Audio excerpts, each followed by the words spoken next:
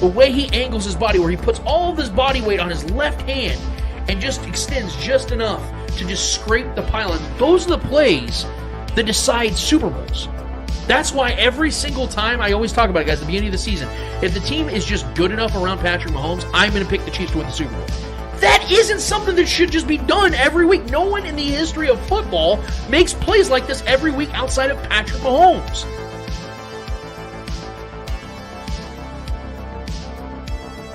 I want to thank all the talking heads and all the doubt.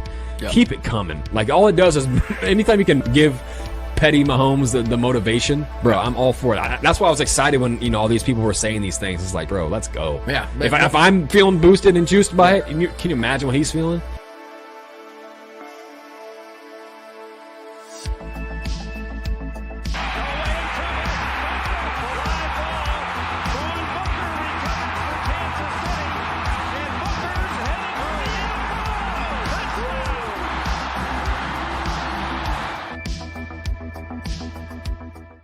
Are we going? Yep. We are live, therefore it is time. It is the Chattin of the Chiefs post-game show. I am your host, Lance Twidwell, with my co-host, Trevor Twidwell. What's good? You guys will do me a solid real quick and just let me bask in this 10-second moment of glory, if you guys will. I know if you guys are doing this or not yourselves, I think I literally died, so I'm going to have to hold an L on this. Trevor used the last of the juice. I'm going to have to just enjoy this stogie without it being lit because, guys, we are now looking at the Chiefs in the divisional round. The Chiefs are now advancing to the divisional round after absolutely doing what I expected the Chiefs to do, which was to dominate their opposition tonight. If you guys follow us on the Spoken Podcast, and first and foremost, thank you so much for being here with us tonight because we are really excited. We should be having our guy Vaughn Booker, 9-year NFL veteran. Vaughn Booker will be joining us in just a minute. But you know what, guys? I wanted to talk about this because this win is something that I think is very special for what this season has been. It's been a long, grueling, kind of tiring season. And for the Chiefs to go out there and put a beat down on a team despite only scoring 2 touchdowns is something that I think is worth celebrating. Thank you, Trevor, for doing that. Of course. I can't be doing it myself, man. Let's go. So we're gonna crisp this up. If you guys have anything you're smoking, no judgments whatsoever. Trust me when I say it doesn't have to be a cigar.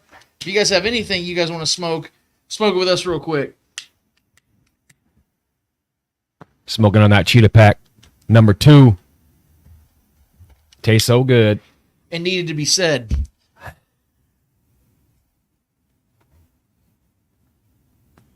Oh, yeah. Oh, yeah. Tastes right. Tastes sexy. Yeah. Tastes like a W. 12th playoff victory in the Patrick Mahomes era. He is now tied with Aaron Rodgers for, I think it's the 5th or 6th most postseason victories.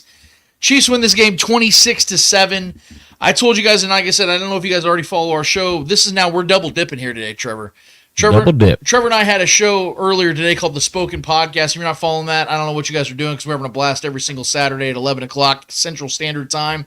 But Trevor and I had our prediction show, and something I said when it came to this matchup was I was very confident, despite the fact the Chiefs have had their offensive woes this season.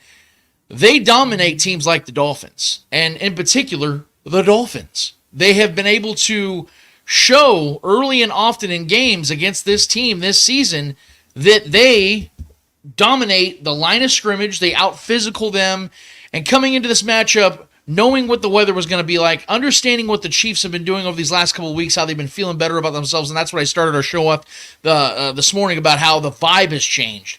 After that Bills loss, I started to question whether this team really had what it took to be a Super Bowl contender. And then you saw once they started to cut ties with Kadarius Toney and not play him as much. And you know what? Speaking of a pro player, I think we have our guy. Got a guy Book in here. Mr. Book, let's make sure we have his audio set up because, man, we're just going tonight, man. This is an absolute blast. We told him to get his stogies ready. I don't know if he has a stogie or not. Hopefully he does because we're ready to celebrate tonight.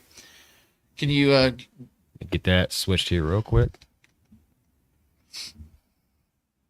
Gotcha. Can you hear us, Book? I can hear you guys. Can you guys hear me? We can hear you loud and clear, brother. Book, we're so happy to have you. Let me start off by saying I don't have a cigar because come on. Hey, well, I've been smoking I like that. No, like we said, no judgments. Anybody that's watching or listening to this right now, no judgments whatsoever on what you guys are smoking. Because, like I said, it's a great night to be smoking on a Cheetah Pack, like we said. Book, how the hell are you feeling tonight, baby? First of all, let me say this again. Man, look, I love our fans and whoever is watching us and share our channel. I love all that. But I'm going to tell you this. I feel so good that the Chiefs won. I'm ecstatic. For real. Yeah. I know the temperature really played a part of it. We'll get into that later. I know you guys will do that. But I just want to be like, hey, I'm happy that we won. Yep. It's You and me playoffs. We get the playoffs. Your schedule what you had before, it don't mean that. We all 0-0. Let's start now.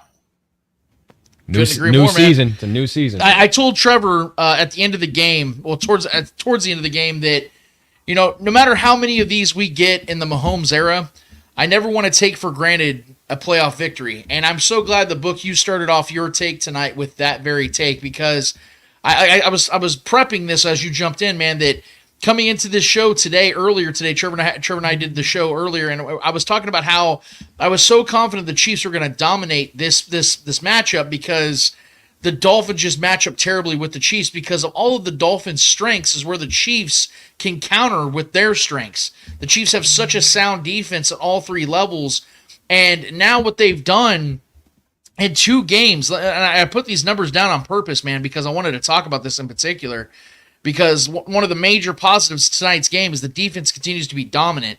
The Dolphins finished the season second in scoring, and the Chiefs' defense held them to 21 total points through 8 quarters of play. Not to mention, held them to 4 of 24 on third downs combined through both games. 4 of 24. The Dolphins through 2 games only converted 4 third downs against this defense. See, the thing people got to understand about this is that this Dolphins offense is really, really freaking good. They have great running games. They have a really good offensive line. Tyreek Hill is the most special wide receiver in football. Jalen Waddle is awesome. Durham Smythe's a good tight end. Like, they have good pieces around Tua Tagovailoa. Not to mention Mike McDaniel. Yeah, not to mention Mike McDaniel being one hell of an offensive guy. Yeah. And yet this Chiefs defense is dominated not once but twice. And this is what I saw coming into this game tonight, was that the Chiefs were going to make a statement in this game. Now, I would have loved to see the Chiefs score more touchdowns. I had them scoring 30 points, but 26 is close enough, especially when your defense is playing as great as they did tonight. And boy, did this defense play amazing football, man. And this is a Super Bowl caliber defense. And that's what I wanted to start with first and foremost, guys, because there was a lot of positives to take from this game, but it has to start with this defense, because the defense is what's been carrying this Chiefs team through all season long. Through the inconsistencies on offense, through all the frustrating times, this defense has stayed consistent. I thought it was so funny that Good Morning Football's Kyle Brandt said this week that, well, the game plan's simple. The Dolphins just got to go score 30 points and they're going to win this game because the Chiefs can't keep up. They scored 1 freaking touchdown the entire game. They converted one third down all game. That's a problem for the Dolphins, man. And so people want to simplify the matchup with the Chiefs because they don't score like they did in 2018. But what people fail to realize is this is the most complete team that Patrick Mahomes has had. And like we all talked about after that Bills game, we're all going to sit here and talk about it. We said that this team, as it's currently standing, is not a Super Bowl caliber team, because at that time they weren't. I will stand by that. I will stand by that forever and say that this team was not playing like a Super Bowl caliber team. But what did they do? They put Sky Moore on the IR. They have not been playing Kadarius Toney. MVS is getting less and less snaps. And what has happened? All of a sudden, Rashee Rice is emerging. All of a sudden, Justin Watson's taking those snaps. All of a sudden, guys are open on the field. Now, we do have to talk about some of this stuff that the offense is struggling with. But again, I want to start with the positives here, guys. And we have to start with Patrick Mahomes, because we know that if this team's going to win a Super Bowl, Patrick Mahomes has got to be awesome. And I thought Patrick Mahomes was awesome tonight. His numbers don't look as good as they should have, but that's because there was a ton of drops in this game. Travis Kelce alone had 3. So that was a struggle that we needed to see the team shake up from. But what we saw is Patrick Mahomes was throwing the ball on the money all night. He was composed, and he was utilizing his legs. I swear, when it's the postseason, he turns into Patrick Vick. He had 41 rushing yards, had that big 29-yard rush automatically just took this offense to the next level for a defense like the Dolphins that clearly did not want to be there because of this weather and just the fact that Chiefs were playing a physical style of offense and Isaiah Pacheco was just running all over them. You could tell that Patrick Mahomes doing that just broke their back and broke their soul. So we had to start there. Patrick was phenomenal. I thought that Travis Kelce overall had a good game. I thought he was fine. I didn't think he had his greatest game, but 10 targets, 7 catches, 71 yards. I thought he was solid. Three drops is inexcusable, but when you are a player at that magnitude, we can let it slide because of the fact that he, more times than not, will be great. But guys, Book, Trev, Rashee Rice has become a star in front of our eyes. I still believe this dude's going to be a high-end wide receiver too, and maybe I'll be wrong. But what this kid does with the ball every single week, his first postseason catch was an 11-yard touchdown. Rashee Rice's first postseason game, he has over 100 receiving yards. He's the first Chiefs rookie wide receiver to have 100 yards in a game since Elmo Wright in 1971. 130 receiving yards. 130 receiving yards in his first. So it wasn't just the first rookie to ever do it in a postseason game. It was his first postseason game ever of his career, and he's already out here shining bright. So we've got to give this kid a ton of respect. We've got to give him all the praise for what he's been able to do in this offense because he has been the absolute difference maker. You're seeing what one good wide receiver can do in this offense. Wait until we see this next season when they have multiple because that's what's going to happen. But let's not get ahead of ourselves, guys, because we need to bask in this victory. That's why we're sitting here with Stogies. That's why Book is sitting here feeling good about himself because this defense, Patrick Mahomes, Travis Kelce, and Rashee Rice, and Pacheco to his own credit, really carried the load tonight, played an efficient game overall. And it's funny, too, because the game started with a back-to-back incompletions, 3rd down and 10. You're like, shit. Here we go again, man. This offense is going to be clunky tonight. Yep. This is going to be terrible. I even said something funny. I thought it was funny, at least. So if you guys don't laugh, then you guys go screw yourselves. But I said that at halftime, I put this tweet out here, and it got some decent feedback. But I was saying that the offense needs to change Harrison Butker needs to change his number because the Chiefs offense clearly has a different idea of what finishing drives with 7 means. Because for whatever reason, this offense just does not like to score a lot of touchdowns when it gets in the red zone. They just rely on Harrison Butker finishing these drives with 3 points. That's obviously not going to be something they can be able to sustain, even with a great defense going deeper into the postseason when they face tougher opponents. That's something we'll have to discuss as the next round comes about. But tonight, we sit here, we enjoy it, and I'm enjoying it. Book, I know you watched this game. I know you were excited about this. The Chiefs win a game. We can sit here and bask in it. But what were a couple things, man, that you took away from this game that were the ultimate positives? Obviously, Rashee Rice was awesome. Running game looked effective. What did you see from the offensive line? What did you see from the defensive line? What were some things that maybe other people may not have noticed, but you being a former player, you kind of picked up on a little bit that is a good sign for the Chiefs moving forward? Hey, right now, I just want to interject for a second and say, Trev, I am very interested in hearing your point of views on the exact same thing what Lance just asked me.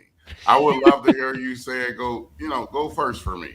I got you, man. You know what I'm saying? One, you ain't got to keep following me. This y'all show. Y'all brought me in.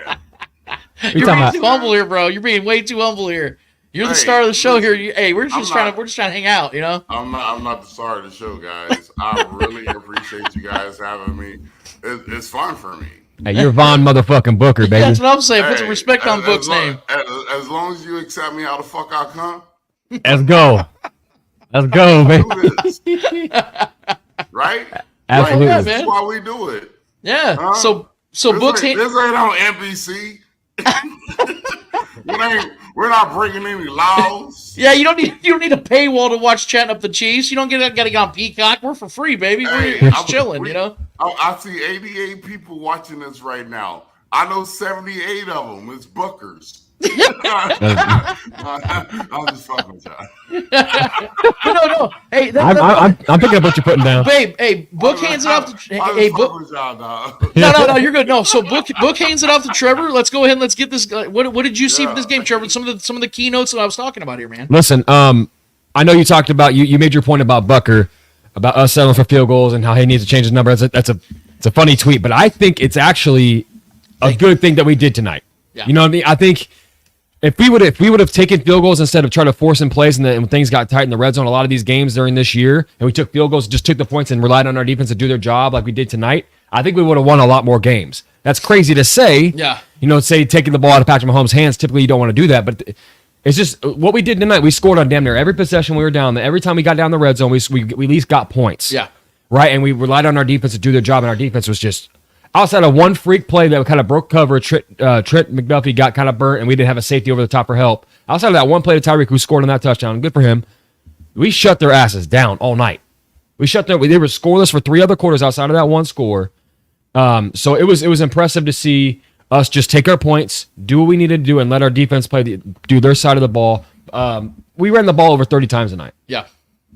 And Pacheco had 89 rushing yards on 23 carries and a touchdown. Clyde had 3 key first downs tonight.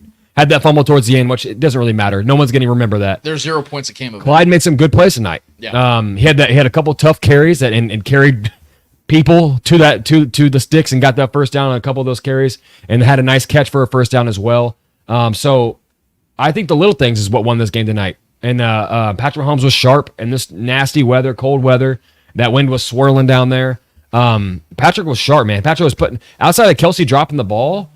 Kelsey had 3 drops in the first half, man. That was rough to see. Yep. One of them could have been a touchdown. So I'm impressed, man. I'm impressed with everything I saw tonight overall. I think we played a clean game. We nothing looked really. There was no shakiness to this offense. We didn't look timid in any way. Patrick wasn't second guessing himself. He was out there dealing and throwing darts. It felt like they were in rhythm. Patrick looked like vintage Pat out there extending plays with his legs, running the ball when he needed to. He almost got a rushing touchdown. He got hit a little short before that. He got that one in there, but Patrick looked as confident as I've seen him all year long. Andy Reid was drawing up some good plays, getting guys in space. Rashee Rice getting in space. If we could continue to find him in space and create those kind of plays for him and letting him eat after the catch, the kid is incredible, man. 130 yards and should have had 2 touchdowns. Had one kid taken back on honestly a terrible call. Yep. I think for that block in the back. That's in my actually opinion. what I want to segue to, because I think this is the thing that makes me the most nervous about the Chiefs moving forward in the postseason. And I had a theory here, Book. So if you have a take on this when I explain it, feel free to jump in, or Trevor, either one of you guys or both. But we all remember the quote unquote controversial penalty that happened in the Super Bowl when Juju Smith-Schuster was held by James Bradbury, and we saw the poll. We saw that it was clearly a holding on the 3rd down. The Chiefs extend the drive, end up scoring a touchdown. Chiefs win the game. Everybody focused on that play. It feels that ever since that play took place, officials have been afraid, or rather hesitant, to call penalties that favor Chiefs receivers. It feels that way sometimes. I'm not saying that is what it is, but it feels like ever since that the Chiefs really have not been getting the benefit of the doubt. And we saw multiple times in this game McColl getting pulled downfield. We saw DPIs on Richie James. We saw I think it was on Justin Watson or somebody else down the field. But we saw 3 or 4 instances in this game alone, and we've been seeing it throughout the season, where the Chiefs just do not get those calls like we see every other team get. And Book, I'm honestly just at a loss of words here, man, because I feel like those are the kinds of things that can decide games if and when you get in a close battle between you and another worthy opponent. Are you seeing the same thing I'm seeing on that, man? Because it's starting to bother me a lot, man. Did Book hear me on that one? No, I heard you. You Okay. might be like on mute. I had to hit it as the delay.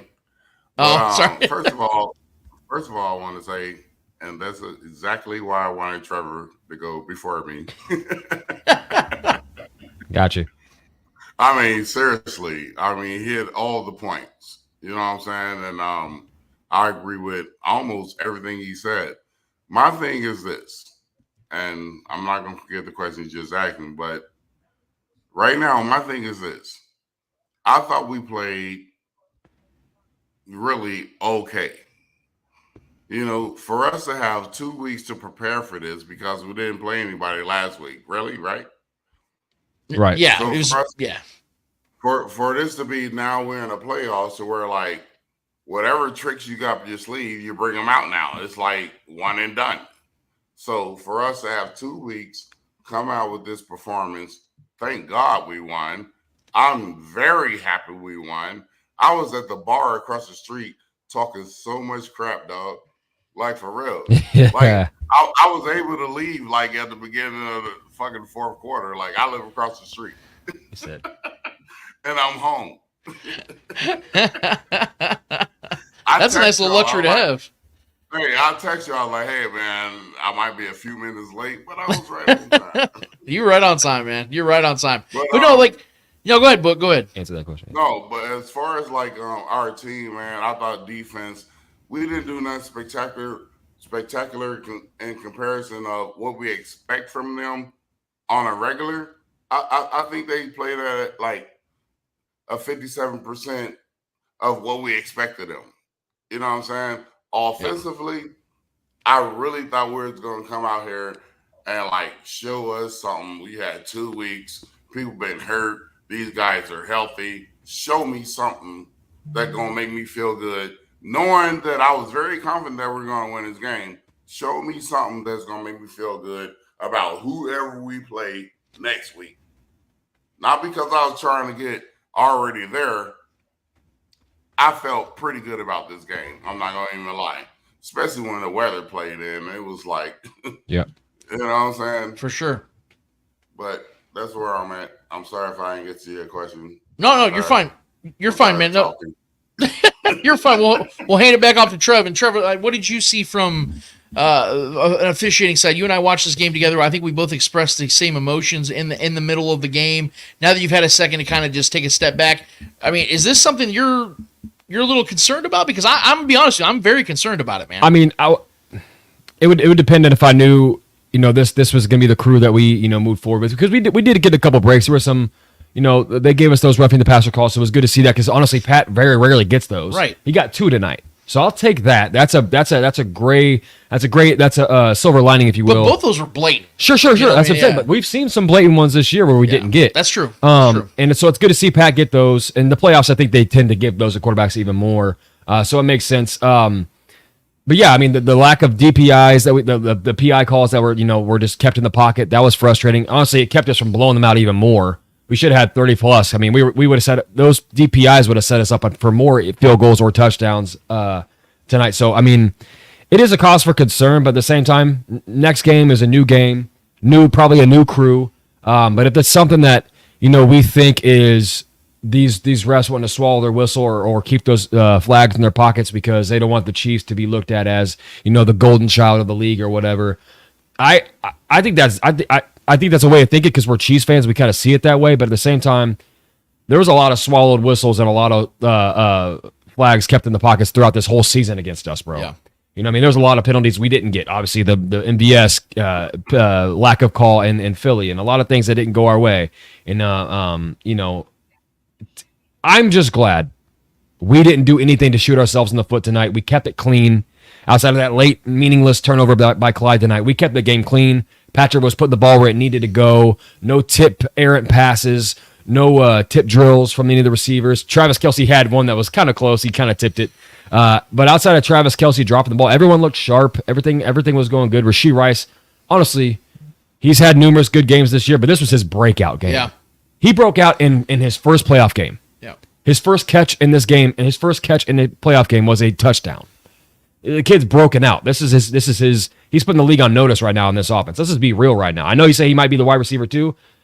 Maybe not. Well, that's the thing, is that I think what I mean by that is, obviously I think he's got wide receiver 1 talent. The problem is you see teams like the Rams. But as far as production, the Rams, like obviously Puka Nacua is viewed as the wide receiver 2, but what he is just a second wide receiver 1. Sure. So maybe Rashee becomes that. Sure. Where the Chiefs go and get another stud, and then there's 2 wide receiver 1s, with a 35-year-old Travis Kelce who can still very much be productive, and you go and have a couple of other pieces around those guys. Yeah, but as far as the officiating, there were some bad calls. I didn't like the call on Taylor when he got pushed in the back, and then he ended up falling into that defender, and they called it a block in the back, which it had no bearing on the play. Rashee Rice already burnt that guy. He had no chance of making that tackle on Rashee Rice. It was going to be a touchdown nonetheless. Right. And the contact was created because of the inertia that he was got caused pushed by in the back, and then he ended up falling into the defender, and it looked like a block in the back maybe from his angle, but that should have been picked up, in my opinion. Yeah. That was a bad call. I did not like that. That was probably my least favorite call, even outside of the no calls or the no call on the DPIs or the PIs. I can live with the non-PIs if they keep it on both sides. Yeah. Which they did give us on a couple of those. That's what it made me upset. We got called for a couple of defensive pass interferences. But overall, man, I don't think any calls really affected the game that much. I think the Chiefs were just in total control of this game pretty much from the jump. You know what I mean? So I don't think there was nothing too concerning for me on that. But it kept us from scoring north of 30, if you will. And I'll say this because I think Trevor, you guys would agree with me on this. This was a game that if the Chiefs were going to have an efficient game on both sides of the ball, it would have to be tonight. Because the Dolphins, let's be honest here, not just the fact they're from a warmer part of the country with Tua, who's never probably spent a day in his life in an area that it's under 20 degrees, but it's also the fact of all the injuries that were tallied up. The motivating factor of having Tyreek Hill coming back to town. And outside of Tyreek Hill's 153-yard touchdown, which was just a broken play, I don't know what Spags was thinking on that one with no safety help at the top. I think there was just some confusion. Outside of that 53-yard play, though, the first half, the Dolphins only had 83 yards of offense. So the Chiefs absolutely capitalized and kept a downed opponent down. If this was a close game, if the Chiefs would have won this game, let's say like 14-7, I'd be really concerned moving forward. Shit, we could have scored 14 and just called it a night, though. Well, what I'm saying though is that the Chiefs had a bye week essentially this last week, and we saw this team start to feel better about themselves after the Bengals win. That's the game that I felt like things were really starting to connect with this team about who the hell are we and what are we going to be when we get to the postseason. Right. That game kind of showed me that this team's kind of getting back into their rhythm. Bro, we looked confident as hell tonight. Yes, and then you see the way they started acting like when the backups were getting their things, when Chris Jones got his sack and got his $1.2 million. I'm thinking, okay, you're feeling good about yourselves. You guys get a week off essentially. You better show it on the field no matter what the weather looks like. You got to go out there and beat this opponent down. That's why I had the Chiefs winning by 17 points originally. And what do you know? They win by even more than I expected them to, even though they scored fewer points than I expected them to, because this defense is the fucking shit, man. Elite, baby. And I'm looking at the way that this team's playing right now. And I'm talking about right this second. I'm not talking about the last month, half the season. I'm talking about what actually matters. Where they are mentally, offensively, and defensively, and in special teams. And I feel like this right now, Trevor, because of the Browns losing, and I was really wrong on that team. Man. I'm telling you right now, I think the Chiefs are the scariest team in the AFC playoff picture. Because of the fact that this team now has their focus back. Because they look like an efficient team. Are they flawed? Yeah. We talked about this ad nauseum this morning. This team has flaws at the wide receiver room. This team has flaws at tight end right now because Travis Kelce's not playing his best football. But if his not best football is 7 catches for 71 yards, count me in. Yeah. If this running game can play the way it's playing and Patrick can extend drives with his feet and this defense is playing at an elite level better than any other defense right now in the postseason, sign me up for that. I think this team, they play like this, something close to this, even with the red zone inefficiencies at times, but locking up the field goals, can beat anybody. We just did this to the best offense in the AFC this year.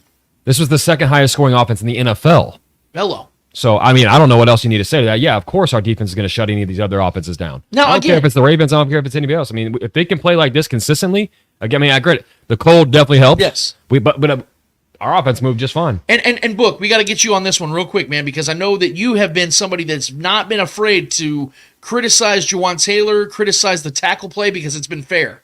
The tackles have struggled this year. Donovan Smith, when he was healthy originally, didn't play his best and got hurt. Wanya Morris stepped in. The running game got a little better with Wanya Morris. Wanya Morris goes out with a concussion. Back comes Donovan Smith. I feel like Donovan Smith and Juwan Taylor overall tonight gave really good protection, gave ample protection for Patrick Mahomes to get the ball downfield. He felt comfortable. You could tell that Patrick felt a little comfortable in the pocket tonight. Now, granted, the Dolphins had a bunch of retirees out there playing. Justin Houston signed 4 days ago. Melvin Ingram out there with his beer gut out there trying to rush the passer. I feel like this is the game. If you're going to have a game where you look good as an offensive line, it better be tonight. So what did you take away from that, Book? Did you see that? Did you feel like the offensive line as a whole was impressive? Definitely. I think they held up. Unfortunately, Juwan Taylor name still came up. Yeah, you're right. You know what I'm saying? So he did have that nasty false start. Yeah, it's always something with this guy. And I don't mean it. If I have anything to do with his career, I'm not meaning to hurt his career. You know what I'm saying? I'm just not that guy, but he'll be all right. When your name keep coming up time after freaking time after freaking time, even the most minuscule part of your whole season, you had one thing today. That was the most all season. Man, if you do this to your girlfriend. Man. Well, and Book, I want to say. I'm done. No, you're good. You're good. I want to say this. I want to say this too. In addition to what I'm saying as a follow up when it comes to the Chiefs matching up with anybody left in the AFC, because C.J. Stroud terrifies me from the Texans, and I think he right now is a top 5 quarterback in the league, and I say that with all conviction. I think he is showing that he's for real as a rookie. Thank you. And D'Amico Ryan's a rookie head coach, is showing that this man is legit. This man's a real head coach in this league, and should have been probably a head coach even long ago that he got a job this last year. My point is, I'm not certain that the Chiefs are going to face another team, at least until the Super Bowl, that has as many weapons as the Dolphins do. And the Dolphins got absolutely shut down again by the Chiefs. Like I said, 2 games, 21 points, 4 third down conversions. This Chiefs defense is all 3 levels can shut down an offense. We've seen L'Jarius Sneed single-handedly shut down wide receiver ones. I love that guy. We're seeing these linebackers flying all over the damn field. Open field tackles from Drew Tranquill, Nick Bolton blitzing up the middle, efficient pressures. Even when they're not knocking the quarterback down, they're getting in his face and disrupting his rhythm. Look, man, they're going to face better quarterbacks. Maybe even as soon as this next week if they face Josh Allen and the Buffalo Bills. But what do we know about Josh Allen? We know that when you pressure this man, he makes bad decisions and will turn the ball over. What if by some crazy circumstance the Steelers win this game next week or on Monday and the Chiefs get the Texans? You're going to be facing a badass in C.J. Stroud, but again, he's still a rookie. Steve Spagnuolo's got 20-plus years of experience to utilize against a young, I wouldn't say unproven quarterback, but a young quarterback that could have a bad game here or there. And I think if I'm lining up this defense against any quarterback in the AFC, Lamar, Josh Allen, anybody you want to throw my way, I'm betting on this defense. Sure, they probably won't hold them to 7 points, but would it be crazy to you guys if, let's say, the Chiefs are in the AFC Championship facing the Ravens or the Texans, and it's 20-17 going into the fourth quarter? Would it shock anybody? No, it wouldn't shock me at all. In fact, it would shock me more if it was more than that. Because this defense on a consistent basis, it is now 34 games the Chiefs have given up. In their last 34 games, they've given up there's been one time where they've allowed more than 30 points. 34 games! That is 2 whole seasons. One time they've allowed 30-plus points. That's crazy, man. And it was in the Super Bowl against the Eagles, a loaded offense, and that was before this defense was what it is now. Just score 30 against the Chiefs, right? Yeah, it's just that simple. It's just that simple. Not that simple. And like I said, this was one of the most talented offenses coming into the postseason, if not the most talented offense, and they got shut down all night. So I'm looking at this, guys, and I, Trevor, I told you on the show earlier today, that 180 is starting to tilt, man. I'm almost all the way there. I'm with you. In fact, I think I'm there. I'm just gonna go put it out there in the chat. Book, you're going to hear this right now. I've gone full homer. I think the Chiefs are going to represent the AFC champion. I think the Chiefs are going to represent the AFC in the Super Bowl. I've gone full tilt because of the fact that they are answering the questions that I have been asking. Are you going to be able to have a wide receiver that can make plays? Sure, McCole Hardman messed up a couple times. We're seeing him beat man defense. That alone is going to make a defense respect his side of the field. He can make those gimmicky plays. Rashee Rice is turning into a legitimate star in this league. This offensive line is providing Patrick Mahomes protection. If they keep that going, he's going to find the open man. And if there are open men out there that he trusts, he's going to throw them the ball. And he's gaining that much more trust with Rashee Rice. He already has it with Travis Kelce. I think those good times are going to keep rolling. Rashee Rice is averaging 16.3 yards per catch, bro. That's Justin Jefferson. That is better than Justin. I think that's the best in the league right now. Right. As far as that's just, and he led the league in yards after catch. Yes. This kid's he's no longer, man, the kid is broken out. He's no longer a rookie. This kid is a star in the making in this offense. He's a perfect kind of guy. When he catches that ball, he runs like a running back. That's how Tyreek was. That's the kind of guys that Andy Reid likes. Is the kind of guys that thrive in this kind of offense. He can stay healthy, man, the rest of this way. It's going to be a tough matchup for any defense we face the rest of the way, man. Now, again, Book, this offense is going to have to get better in the red zone. I like the fact that they can rely on Butker, but I do believe that there's going to come a point where the defense is going to need to be picked up here and there. The defense is going to have maybe a bad drive here or there against a Josh Allen Bills or a C.J. Stroud's Texans or a Lamar Jackson's Ravens. There's going to be a bad drive here or there.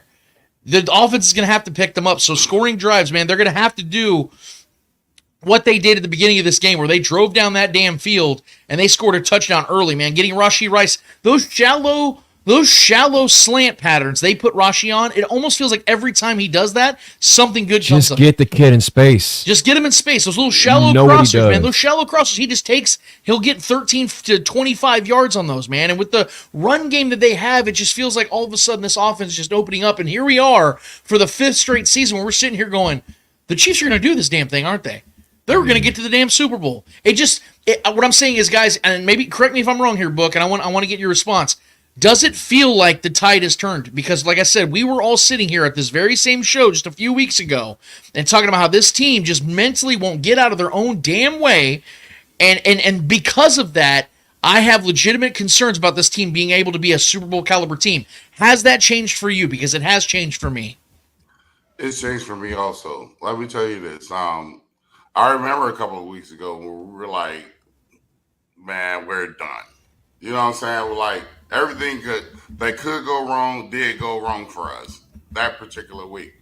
But coming into the playoffs, I felt really, really good about it because we didn't have to play last week. We rested a lot of players. I thought we were going to show up more than what we did today. I knew, and I was so confident that we had the greatest chance of winning the game. I knew our defense was going to be there for us. They didn't have to do anything special, because we didn't put in that position to where like they had to do something special.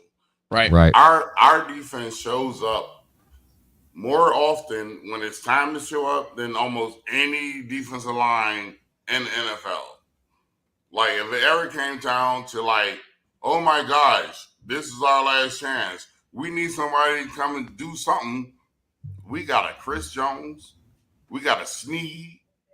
Yep. You know what I'm saying? We got a Bolton. These McDuffie. Guys, McDuffie, they make plays when it's time to make that play. I'm speaking on defense because that's what I know more than anything. Absolutely. Yeah. Our offense today for me did good. I just expected more. And I keep saying that. I expected more. Everybody did what they wanted to do. I think MVS got another drop. That's never going to be good for him going forward. Ever. And I want to give the offense credit because, like Trevor mentioned earlier briefly, with 2 minutes left to go, game's over. The Chiefs, Clyde, the ball slips out. Obviously, it's like carrying a damn marble out there. It's so cold and the ball's rock solid. I know, Book, you probably understand that completely, man. The football out there is probably ridiculously hard and cold as hell in this type of weather. But first of all, if I ever had a ball in any conditions, that's a great play by me. It's a turnover.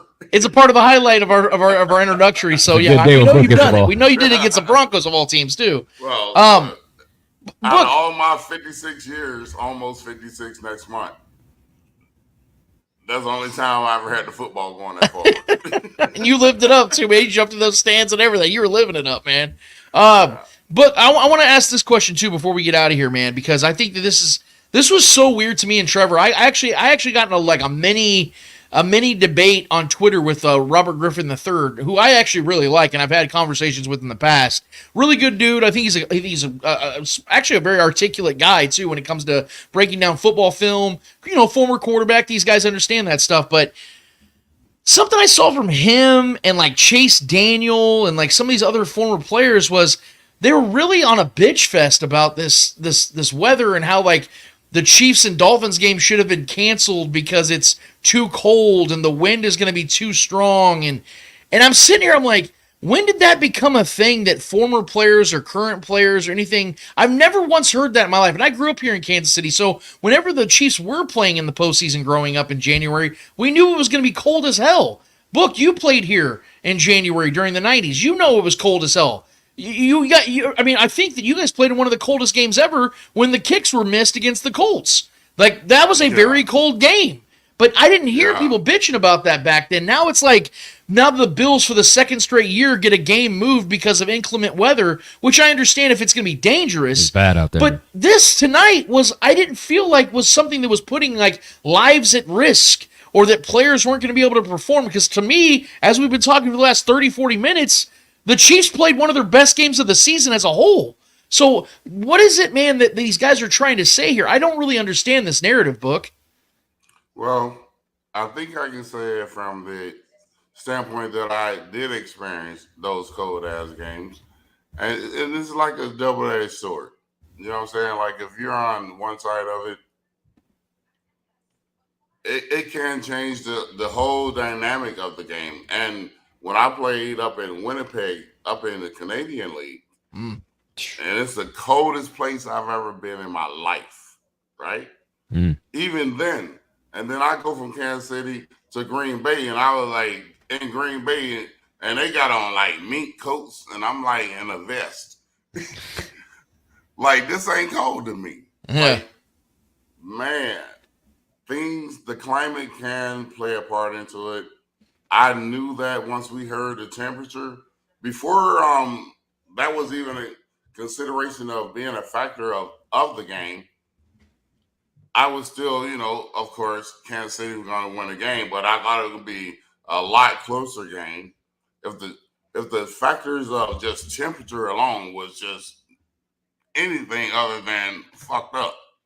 Right. You know what I'm saying? Right. So we won this game. We won it convincingly. We got to ride this into next week. I thought we should have showed up way better than this offensively, because we're at the point that every time we play could be our last time. Why are you holding shit in the back? Bring it out. Let's win however we can win. Let's win this fucking game convincingly. I don't disagree with any of that. And I agree with you because, like you said, you can't take anything for granted. I do believe that Andy Reid opened up the playbook a little bit tonight. I think it was shown because, like I said, the guys were getting in open and space, but it's the execution in the red zone that just continues to stall this offense. And here we are, man. This is the place I want us to be in. I want us to be sitting here talking about how the offense can be playing better when they're scoring in the mid to late 20s. Because what did we know about this offense going into the postseason? Scoring 22 points a game this season. That's way below the standard here in Kansas City when you have a $500 million quarterback that we know can lead an offense once his guys catch the damn ball and he gets a little bit of adequate protection from his tackles. And that's what happened tonight. Yep. Once you have guys that are creating plays with their feet and catching the ball, all of a sudden this offense can do things. So I agree with you, though, Book. They can play better. I would give this offense a solid B tonight. I think they definitely left some points on the board. I think they got jobbed a little bit from some bad calls. But I think overall this offense can play better, and that's a good thing because I actually think they can take it to the next level. And again, I think that they're gonna go wherever they go this next week. I think they're gonna feel pretty damn confident about what's gonna be taking place. I think that there's a really good chance that it's gonna be the Buffalo Bills. I think that they're gonna probably beat the Steelers this week. But here's the thing, guys. I've been saying this for weeks now. I don't believe this Bills team is going to be. I don't think they're a scary team. I think they've been begging to lose for a long time. In fact, I think the Steelers are going to have a legit shot of winning the game late tomorrow. Monday. I could be wrong though, and the Bills end up blowing them out. But I don't think that's what's going to happen. Even without T.J. Watt, I think that's going to be a close game. And I'm going to tell you guys right now, the Chiefs are going to feel really good going up into Orchard Park and taking on this Bills team because I think the Chiefs match up with them beautifully, and they're going to want that revenge because they knew they should have had that win against them several weeks ago. And I think they're going to do justice if that ends up happening. I'm really looking forward to that. I want to avoid C.J. Stroud more than anything. I told Trevor if I had a list of the teams the Chiefs could face or the quarterbacks they could face going through the playoffs, C.J. Stroud's the last one. Man. And I mean on both sides, NFC and AFC, because this kid, it doesn't matter who he's throwing the ball to. It's getting there. He's precise. He's scary. He's the only guy right now in the postseason that I can even compare to Patrick Mahomes. Well, on top of that, D'Amico's got that defense. Yes, humming. man. They're He's playing got them way humming. out of. They're overachieving. So I don't want to get too ahead of it because, like I said, we need to celebrate this game tonight. We need to bask in this because, like I said, we don't need to take playoff wins lightly or take them for granted. Even though we've now had 12 of them with Patrick Mahomes. This is the 12th playoff win. In fact, if I'm not mistaken, I think the Chiefs now have more playoff wins than the Mahomes era than they had before Patrick Mahomes was their quarterback in their history. If I'm not mistaken, I'm pretty sure that's the case now. I'll check that out after the show's over. The fact is, though, this truly is the golden era of Chiefs football. And as long as it's lasts, I'm going to enjoy every second of it. Will I be critical? Will we sit here and break this down about, how they need to play better? Yes, but because that's what we were supposed to do. We were supposed to keep things real, keep things 100, and that's what you guys want. That's why you guys tune into this show. We have former players like Book on this show because they're going to give us the insight from a player's perspective, and Trevor and I are going to give you just, two guys that have watched this team their entire lives, what we're seeing from this team, whether it's going to be fun or sometimes not so fun. We've had shows on here several times this year where we talked about losses and how frustrating those losses were because the Chiefs, more times than not, are going to beat themselves. Tonight, they didn't beat themselves, and that's why they're advancing into the postseason. They dominated the second best offense in the league for the second time this season and happened to have Tyreek on there. And that feels good to Patrick Mahomes and Travis Kelce because although they're still friends, there's been a lot of shit that's been talked about them over the last year or two from Tyreek Hill. And for the Chiefs to get this justice to end Tyreek Hill's season, I think that's something that definitely makes them happy about it. Trevor, you got any other thoughts? Any chats that's going on at all? I just wanted to touch on the defense a little bit more as far as they were absolutely incredible tonight. They were lights out. You had Nick Bolton, welcome back, doing his thing in the postseason, leading his team in tackles, 10 total tackles. And then, George Karlaftis maybe had the night of his career in probably his best postseason game as a professional. It's coming along, man. He had 6 tackles and a sack and a half. George Karlaftis was one of those plays was out of coverage. It was a coverage tackle. That was incredible. L'Jarius Sneed and Trent McDuffie both had 4 tackles each. L'Jarius Sneed was all over the my goodness. Bad man. He put the clamps on Tyreek all night long, dude. He's an all-pro in my book. Two straight games. They play Sneed, man. They play Sneed, bro. Right. Snubbed. He was snubbed. He didn't even make the all-pro second team. It's madness. Real quick, I don't want to interrupt Trevor here, but I think L'Jarius Sneed's the most underrated player in the NFL. Do you agree? Absolutely, bro. Yeah, it's madness. Everybody I talk to, it's on paper. Every number. It's on paper. It's on film. Wide receiver he's come up against, he has good numbers against him. Right. For him not to be a Pro Bowl player, let alone an All-Pro player, he didn't allow a touchdown. He didn't allow a touchdown this year. He didn't allow one touchdown. Yeah. And right after him is Buckner. Right. Yeah. Hey, no doubt. Hell? Yeah. Come on, bro. This guy, how is he not top 2, if not number 1? Right. What the hell? Look at the paper. Look at the numbers. Right. Hey, and I also want to give a. You're gonna do that straight to my face? I do want to give Mike Edwards. His flowers tonight too, though. He continues to own Tua turn the ball over. Hey, Tua turn the ball over, man. That perfect name. That's the name for him moving forward right now because Mike Edwards, especially when Mike Edwards out there playing out, because that's the second forced turnover that Mike Edwards has been a part of against this offensive unit, and man, this defense was incredible. 76 rushing yards the Dolphins had tonight. 76.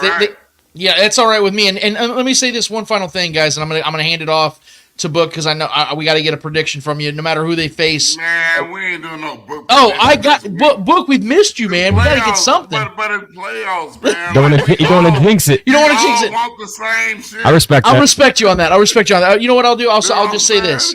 That's fair. That's actually I completely agree with that and respect it. I will say this. Tonight was a night that we need to give Brett Veach his flowers. Yeah. I've criticized the shit out of this man for one reason and one reason only. Because otherwise, I've been a big fan of his. I feel like he failed this wide receiver room, and I'll stand by that forever. And it's made this season so much harder than it needed to be. But if you look at the guys that made impact tonight, look at all the draft picks on that defensive side alone, mostly through that Tyreek Hill trade, that he went out there and just crushed ass on from selecting these guys. L'Jarius Sneed's a draft pick. Trent McDuffie trade up in the first round. George Karlaftis first round. Shamari Connor getting a lot of reps. Shamari Connor was making impact plays. Drew Tranquill and Mike Edwards, two offseason acquisitions. Charles Omenihu making impact. Offseason acquisition. Then you're seeing on the offensive side, I don't think a lot of people remember this, but I'm going to keep reminding it every time I see it. Isaiah Pacheco was a 7th round pick. Think about that. Yep. This one of kid, the best running backs in football right now. who's easily one of the 10 best running backs in football, Shit, top 8. is a 7th-round running back. That people said, oh, he's fast, but this guy's never going to transition to anything legit in the NFL. And since day one has shown us, this dude will run through a damn wall if his coaches ask him. Sometimes he'll do it if you don't ask him to. He'll still run and run and run. You're seeing Brett Veach in full display. Oh, and by the way, guys, Rashee Rice, 2nd-round pick. Broke out who's tonight. becoming a star in front of our eyes. Absolutely broke out tonight. Doing his thing, man. Like these are positives we have to give Brett Veach respect for. I can sit here and crush him because it's easy sometimes to when it comes to some of the decisions he made at wide receiver for both back-to-back years staying cheap at wide receiver. But everywhere else, this man has been killing it. He's been doing his job. And that's all you can ask. Do I like the way this team plays offensively all the time? No. But my God, did he build an elite defense. And because of that fact, this team is a legitimate Super Bowl contender once again. I do want to give put this on real quick from our guy John Harrison. He said, "Since I'm a stat guy, here you go. This defense has only given up 120 second half points all year, 17 games. Today, 0. This is a championship defense. All the offense has to do is stay out of their own way, don't screw up, put up 20 points on the board. That's a fact, bro. That's a fact. That is a fact. Because if our defense, like I said, that's why I didn't have a problem with I know it sucks settling for field goals, but if we just go down there, get points on every drive, be efficient, have long drives, settling for points no matter what it is. If we force turnovers on defense, get points on those turnovers. Just let their defenses do the job, bro. This defense is elite. This is a championship caliber defense. I couldn't agree with you more, John. And to John Harrison's point, the Chiefs are now 9-0 this season when they score 21 or more points. 9-0. So that's 100% it. I'm not saying just score 21 and then put the playbook in the bag. I'm saying you get to 21 points, the Chiefs are going to win the game 100% of the time. That's 100% pretty good odds. Yes. So I like I said, I know the Ravens look scary, but they got to play the Texans. And I think more than likely they're going to play the Texans. They're more than likely going to play the Texans. I do want to bring up another thing. John brings up another thing we didn't touch on yet, which I'm surprised because it was a first for me. Nobody brought this up. When was the last time you saw a QB scramble, run, lowers his head, hits the defenders trying to score a touchdown, and breaks his fucking helmet? That play was great. That shows you how cold it was outside, though. We got helmets out there Patrick shattering. hated that backup helmet, too. Bro, he hated it. yeah. He could fit his noggin in that thing, dude. Something about it, he was just pissed. But that's the first for me. Comfortable. I've never seen nothing like that before. A helmet before. shattering. That just shows you how cold it was. It was amazing, man. Hey, I told my girl that. I was like, babe, in all my years since I was 6 and played football, I've never seen a piece of a helmet go across the street. Right. And I was wondering. I thought it was a mouthpiece. I was sitting there like, are the refs going to get him out of the game real quick to make him change? Because if, let's say, like a defender swipes his arm around that and gets cut, he's going to gash him wide open. Right. Because that stuff had jagged shit all over. I don't think Pat even knew it broke. He didn't. Yeah, he didn't know. I'll tell you what, the refs didn't know what to do. That is nowhere it's in a the first. NFL guidebook. Right. Nowhere. And Mike Tirico was getting all mad. He's like, "Oh, this is surprising that they let him stop the game for an equipment exchange." I'm like, "You do realize that this is an unforeseen? Yeah, it's like an unforeseen situation. What are you going to do? Get mad at the refs for trying to protect Cut to the visor commercial. Because even Tirico's like, "Oh well, I get player, safety." I'm like, "Then you should have stopped right there. You should have stopped right there, bro, because that's all it was about. It wasn't to help the Chiefs, because what it really did is it helped the Dolphins substitute guys in and out on their defense, so it really helped both teams. I don't understand what the bitching about was, but all I do know, guys, is the Chiefs are moving on in the divisional round. We don't know for sure who they're going to play. We have a good idea of who the Chiefs are going to play. I don't want to hear all week long, if it does go the way it does, that the Chiefs are going to finally play a true road game, because that's not the facts at all. Right. Because they did play a true road game in the Super Bowl against Tom Brady and the Buccaneers. That was a road game. It was a home game. So this would be the second road game in the Patrick Mahomes era. I think this team's ready. I think whoever's going to be in their way come next week, whenever that is, and just for the record book, I hope it's the Bills. Trevor hopes it's the Bills, and I think you do too. Not just from a revenge factor. The Bills, definitely. Yeah, yes, not just from a revenge factor, but here's the thing: we got to remember this. And our producer from the Spoken, Clay Windler, brought this up earlier right before the game. If the Chiefs end up playing the Bills because of the delay now that the Bills have by moving from Sunday to Monday, that gives the Chiefs 2 additional days on the Bills for both rest and getting ready for the game preparation. So that's a humongous advantage, especially for the Chiefs, who've been a team for the last 2 months that have been always on the other end of it, where they've been getting fewer days of rest, and the other team comes in more rested and more prepared. So this would be a nice little twist of fate for the Chiefs against the Bills. Especially with the Bills coming off of what's going to be a grimy, cold, wintry, snowy game against the Steelers, who are going to grime them up. Who knows how healthy they're going to be coming out of that match if they do win. They're already banged up. Yeah, man. So that's a big advantage for the Chiefs, and I'll take it. So, yeah, we're not going to get a prediction from our guy Book. I'm just glad Book's here with us tonight. We've missed him over the last couple of shows. It's been kind of crazy because he's back. That's all that matters. Book is back. That's all we know. That's all that matters. We've had an incredible time talking football again. It feels like we haven't done this forever as a trio, but the trio is back, damn it. Chatting up the Chiefs is fun as always. We appreciate everybody that's been a part of this the entire way, but guys, we ain't done. Nope. We ain't done. The Chiefs are keeping things going, and we're going to keep things going because we're having a blast every single time. If you guys have not already done it, get on start. Yeah, go, Book. I know when my last week is when we lose. That'll be my last show, motherfucker. Hey, the show goes on, baby. Yeah, let's hope that doesn't happen. Let's hope the Chiefs end this season with a dub, man. Let's hope that's the case. Because I would love to do a Super Bowl show with you, Book. We haven't done that yet, man. That'd be an absolute blast. But you know what? It's a blast no matter what happens, man, because we got a good thing going here. We appreciate the Starcade Media family. We appreciate all of you guys. Make sure and subscribe to all the shows that we have here. We have some great shows here. Trevor and I have the Spoken Podcast. We have the Chattin of the Chiefs right here. We have Arrowhead Allies every Tuesday night with Shaggy, Shane, Clint, Noah, and all those guys. Make sure that you guys stay attached to what we do here. There's some other great shows outside of our network. Highly recommend them as well. Chief Concerns, All Chiefed Up, some really good shows out there. There's good content out there, guys. But we love it every single week when you guys hang out with us after every single game. And we will be back here in 1 week's time. So I hope you guys are ready. Enjoy this victory. Enjoy this time. Sit back. Enjoy football tomorrow because it's going to be stress-free because now we're just going to sit back and wait and see who the Chiefs' next victim's going to be. So in the meantime, for Book, the great Book, 9-year NFL veteran, Book that's been all over this damn map, and he said it's cold as shit in Kansas City. Yeah. For Trevor Twidwell, for the entire Starcade Media family, thank you all. Chiefs advance. Chiefs survive. We have another show coming up next week. We'll see you then. This is Chattin of the Chiefs Postgame Show. Adios. Cheetah out. Let's go, baby.